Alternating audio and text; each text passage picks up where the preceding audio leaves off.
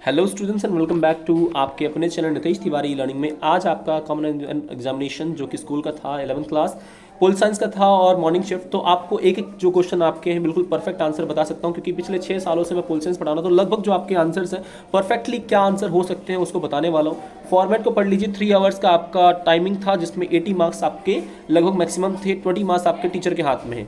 आइए देखते हैं क्या फॉर्मेट था। फॉर्मेट में आपके 30 क्वेश्चन हैं और 30 में आपका ABCDE सभी को करना अनिवार्य था। आपके ए से लेकर 12 तक लगभग बहुविकल्प थे और 13 से 14 आपके दो दो क्वेश्चन वाले आपके आंसर हैं, जिसमें 50 से 60 वर्ड आपको लिखना था।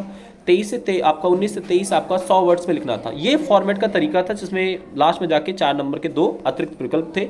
24 से 26 गद्यांश और कार्टून का था। 27 से 30 आपका 6 नंबर वाला, जैसा मैंने कहा था। और हमने ऑलरेडी जो वीडियो है आपकी, जिसमें इंपॉर्टेंट क्वेश्चन आंसर की 2 वीडियो है, कार्टून की वीडियो डाल चुका था, लगभग वैसे ही क्वेश्चन आपके आए हैं। तो आइए बात करते हैं आपके आंसर्स की। पहला है कि निम्नलिखित घटनाओं को कालानुक्रम अनुसार व्यवस्थित कीजिए। सबसे पहले क्या था और क्या नहीं। मैं एक एक चीज़ बता देता हूँ। ये आपका 1952 है, आपका ये 1993 में लागू हुआ। मुकामी वोट 1882 है। पीके तुंगन समिति 1989 है। अब एक एक चीज़ बारीकी से बता रहा हूँ, तो जो बच्चे आपके इवनिंग शिफ्ट वाले हैं वो ध्यान से देख लें, क्योंकि ऐसे क्वेश्चन आ सकते हैं। तो सबसे पहले आपका 1882 हो जाएगा, मतलब यह सी मतलब थर्ड पहला होना चाहिए। तो कितनों में ऐसा है? केवल एक में है दोस्त। इससे बढ़िया किस्मत क्या ही हो सकती है। इसका राइट आंसर आपका डी। जिन लोगों ने डी लगाया है, क्योंकि मुकामी वोट सबसे पहले है, ये किसी में भी ऐसा ऑप्शन नहीं, केवल इसमें है, तो D is the right answer. Second question आपका है, भारतीय संविधान में विदेशी मामलों को निम्नलिखित में से किस सूची में शामिल किया गया है? ए संघ सूची, बी राज्य सूची, सी समवर्ती सूची, डी अवशिष्ट सूची। भारतीय संविधान में 4 सूचियों का वर्णन है, सबको पता है। राइट आंसर आपका संघ सूची। केंद्र सरकार के पास ये मामले होते हैं। अगला क्वेश्चन, राज्य में राष्ट्रपति शासन किस अनुच्छेद के द्वारा लगता है? देखो, अनुच्छेद 3 द्वारा लगता है। 352, 356, 360। इसमें 356 जो आपका है वह राज्यों में लगता है, 352 विदेशी आक्रमण पे लगता है, 360 वित्तीय संकट पे लगता है। तो देख लीजिए, जो राज्यों पे लगेगा वो लगेगा सी। राइट आंसर आपका रहेगा सी। अगला है, संविधान सभा के अध्यक्ष कौन? देखो, इतना क्वेश्चन इजी आ गया है। Doctor Rajendra Prasad, B doctor Bhimrao Ambedkar, सी जवाहरलाल नेहरू या डी सरदार वल्लभ भाई पटेल। राइट आंसर आपका है डॉक्टर राजेंद्र प्रसाद, इसका सही रहेगा। उसके बाद मिलाना था। अब ये कुछ लाइन्स तो पता होनी चाहिए, जैसे द रिपब्लिक, प्लेटो। तो देखिए, डी का सेकंड कितनों में है? डी का सेकंड कितनों में है? एक में भी नहीं है भाई साहब, कितनी बढ़िया है। तो बी ऑप्शन सही रहेगा। देखो, इसका ये था।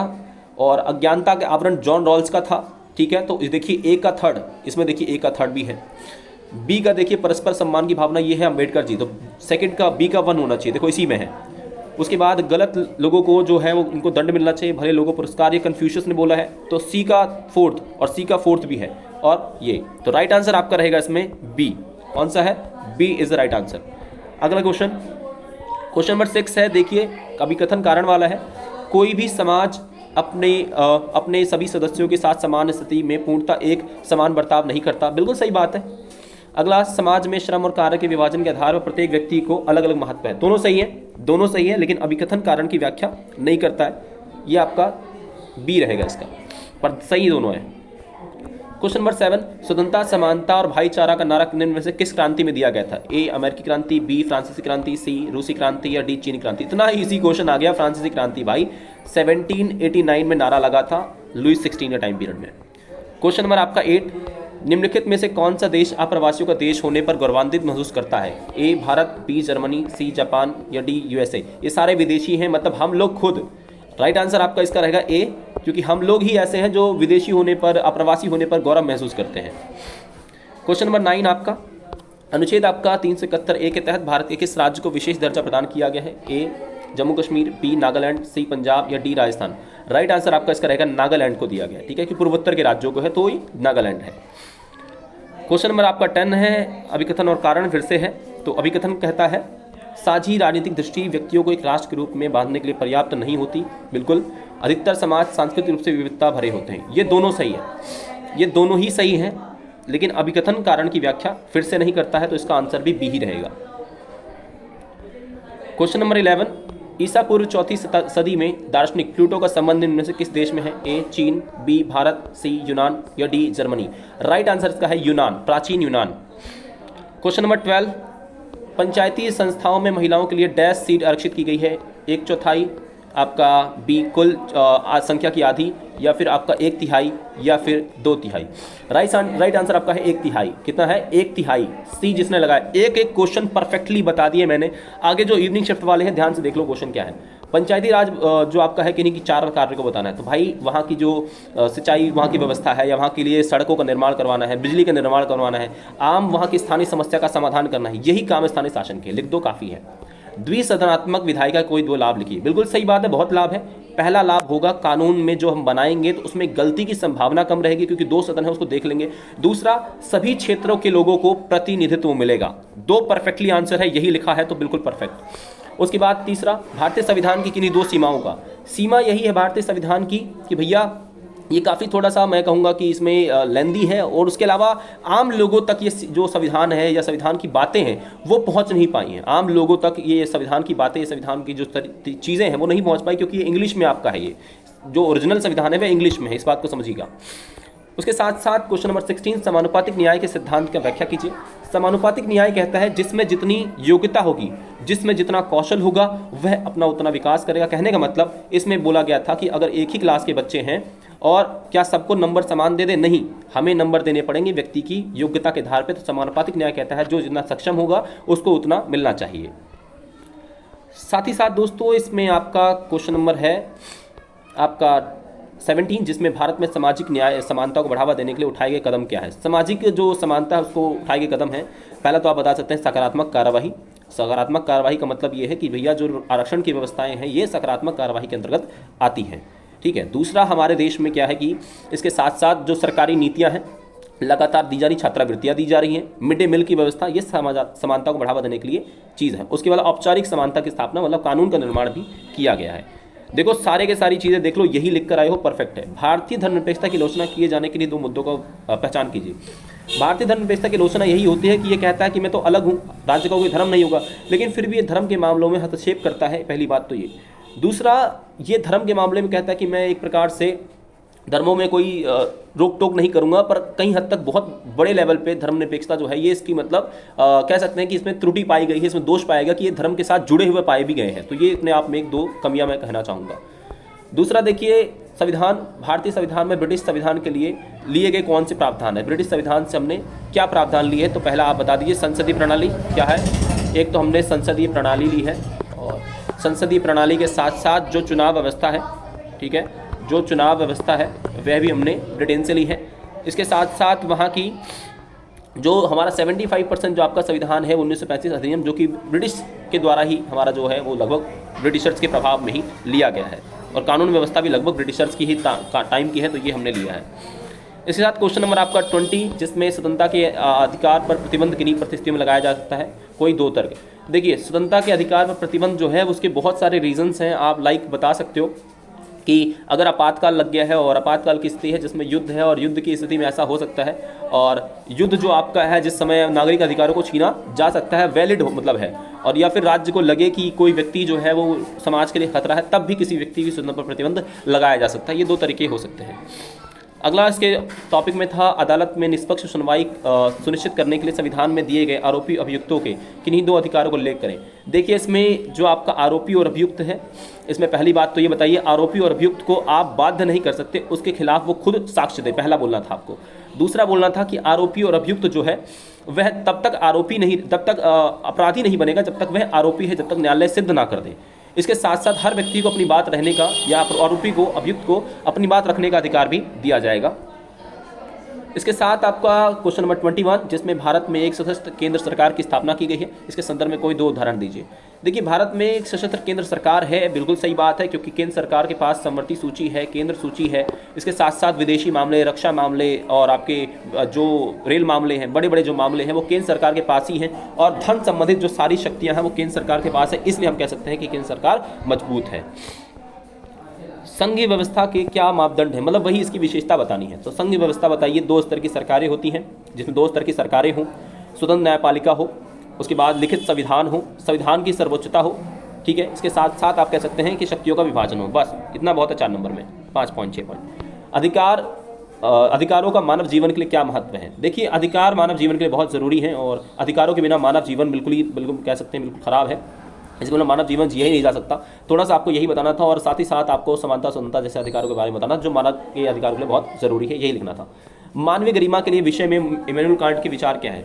इमैनुअल कांट कहते हैं कि हर व्यक्ति की अपनी गरिमा होती है, हर व्यक्ति का अपने पाप प्राप्य होता है, पाने योग्य कुछ चीज़ें होती हैं और उसे उसका अधिकार मिलना चाहिए जिससे वो अपनी योग्यता और अपनी प्रतिभा का विकास कर सके। एग्जैक्ट लाइन जो बुक्स की है वही आपको मैं बता रहा हूँ। इसके साथ दोस्तों ये क्वेश्चन बहुत लिखवाया भाई, अगर आपने मेरी इंपॉर्टेंट क्वेश्चन की वीडियो देखी थी ना, मजाक से हट के बता रहा हूँ, सारे क्वेश्चन फंस गए हैं। धर्मनिरपेक्षता भारतीय आपका जो मॉडल है और यूरोप के मॉडल में अंतर बताइए। जो भारत का मॉडल है धर्मनिरपेक्षता का, ये कहता है कि धर्म के मामले से हम दूर रहेंगे, ये कहता है हम भी दूर रहेंगे, लेकिन ये भारतीय मॉडल कहता है कि हम धर्म के मामले में हस्तक्षेप आपका करेंगे, क्योंकि धर्म में अगर कोई बुराई रही तो हम हस्तक्षेप करेंगे। लेकिन यूरोपीय मॉडल कहता है कि नहीं, हम धर्म में कोई भी हस्तक्षेप नहीं करेंगे, चाहे धर्म में कोई भी गड़बड़ी रहे, कोई भी व्यवस्था रहे। ये दोनों में अंतर है। ये पैसेज है आपका, इसके भी क्वेश्चन देख लो भाई। बहुत जल्दी करवा रहा हूँ, आशा करता हूँ आपको ज़्यादा जल्दी नहीं लग रहा होगा, क्योंकि मुझे लगता है आपको आंसर चाहिए होंगे, इसीलिए थोड़ा जल्दी जल्दी बोल रहा हूँ मैं। अब देखिए इसमें स्त्री पुरुष के समान अधिकारों का पक्ष लेने के लिए राजनीतिक विचारधारा सिद्धांत को क्या कहा जाता है? देखिए जहाँ स्त्री और पुरुष दोनों को एक प्रकार से अधिकारों को बात की जा रही, पक्ष ली जा रहा है, तो इसमें नारीवाद आंसर अगर लगाया है परफेक्ट है। दूसरा आपका है डैश का मुख्य सरोकार वर्तमान असमानताओं को न्यून करना है और संसाधनों का न्यायपूर्ण बंटवारा है। यहाँ पे न्यायपूर्ण बंटवारा जो है ए समाजवाद, बी पूंजीवाद, सी उदारवाद या डी अराजकतावाद। राइट आंसर आपका है समाजवाद ए। क्वेश्चन नंबर आपका है थर्ड, जिसमें सभी सदस्यों को समान नागरिकता प्रदान करना निम्न में से किस अधिकार को दर्शाता है? ए राजनीतिक आर्थिक अधिकार, बी राजनीतिक अधिकार, सी सामाजिक अधिकार या डी प्राकृतिक अधिकार। राइट आंसर यहाँ पे राजनीतिक, क्योंकि नागरिकता राजनीतिक अधिकार के अंतर्गत आता है। क्वेश्चन नंबर आपका 4 है, जिसमें निम्नलिखित में से किसी विभेदक बर्ताव द्वारा समानता की श्रेणी में रखा जा सकता है? ए पुरुष श्रमिकों को महिला श्रमिकों से अधिक वेतन देना, या बी रात में कॉल सेंटर में काम करने वाली महिलाओं को विशेष सुरक्षा प्रदान करना, या सी आपका 6 से 14 वर्ष तक के बच्चों को अनिवार्य निःशुल्क शिक्षा प्रदान करना, या डी प्रत्येक वयस्क नागरिक को मतदान देना। राइट आंसर ये कॉल सेंटर वाला जो है ये आपकी बुक में है, तो बी आंसर बिल्कुल सही रहेगा। अब मैप का है, जिसमें मैप आपका दिया गया है, यहीं पे आंसर बताता हूँ फिर लोकेशन वाइज। सबसे कम जनसंख्या वाला राज्य जिसे राज्यसभा में केवल 1 सीट है, ठीक है, लोकेशन देखना पड़ेगा। अधिक जनसंख्या वाला राज्य जिसे लोकसभा में 31, ये यूपी होगा। 31 यूपी में मैंने बता रखा है, अपने मैप वाली वीडियो में बताया था। द्विसदनात्मक विधायिका वाला राज्य ही लोकेशन देखनी पड़ेगी। और इस राज्य में सर्वोच्च न्यायालय में दायर की गई जनहित याचिका पहली जनहित याचिका थी, ठीक है। देखते हैं, तो सबसे पहले हमें देखना है यहाँ पर आपका जहाँ पे एक राज्यसभा है, तो एक राज्यसभा आपका सिक्किम हो जाएगा, मतलब बी, जिसने बी लगाया है सबसे कम में, बिल्कुल सही है। उसके बाद अधिक जनसंख्या 31 वाला आपने यूपी लगा दिया, तो बचे कौन से 2 स्टेट हैं? 2 स्टेट बच गए हैं, एक बिहार और एक आपका महाराष्ट्र। उसके बाद एक क्वेश्चन है कि द्विसदनात्मक वाला आपका कौन सा राज्य है? द्विसदनात्मक वाला देखिए बिहार और महाराष्ट्र दोनों ही है, लेकिन जनहित याचिका सबसे पहले कहाँ हुई थी? तो जनहित याचिका में हम लोग चले जाएंगे यहाँ पर महाराष्ट्र में आपकी जनहित याचिका रही होगी, तो महाराष्ट्र आपका रहेगा। ये क्वेश्चन नंबर आपका महाराष्ट्र डी, और साथ ही साथ द्विसदनात्मक वाला आप यहाँ पे बिहार लगा दो, थोड़ा सा आगे पीछे हो सकता है, बाकी ये आंसर यही आपके हैं, मतलब स्टेट वाइज अगर लिख दिए तब भी काम चल जाएगा आपका। उसके बाद ये कार्टून भी करवाया हुआ है हमने। तो कार्टून ये है कि आपको तुरंत राजनीतिक संन्यास लेना चाहिए, आपके काम काज इस पर बुरा प्रभाव पड़ रहे हैं, वह सोचता है वह झूठ और धोखाधड़ी काम ला सकता है। क्वेश्चन ये है, ये दर्शाना चाहता है कि नेता जो हैं वे भ्रष्ट होते हैं और उसका प्रभाव उनके बच्चों पर भी पड़ता है, समाज पर भी पड़ता है।